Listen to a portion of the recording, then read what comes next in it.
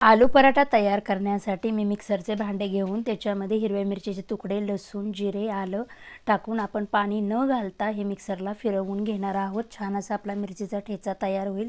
याची detailed recipe आपल्या चॅनलवर आहे, तुम्ही तिथे जाऊन पाहू शकता.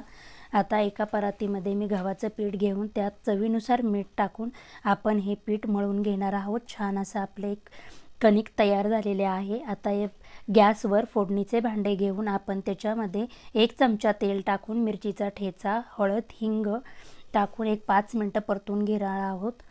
आपले बटाटे उकडलेले आपण छान असे साल काढून कुस्करून घेऊया. त्याच्यामध्ये बारीक चिरलेली कोथिंबीर, चवीनुसार मीठ आणि मिरचीचा ठेचा टाकून एकत्र मिक्स करून घेणार आहोत. आता गव्हातल्या कणकीचा एक गोळा घेऊन आपण त्याच्यामध्ये बटाट्याची भाजी भरून छान असा आपण पराठा लाटून घेऊया आणि गरम गरम तव्यावर हा पराठा दोन्ही बाजूने भाजून घेणार आहोत. अशा पद्धतीने आपला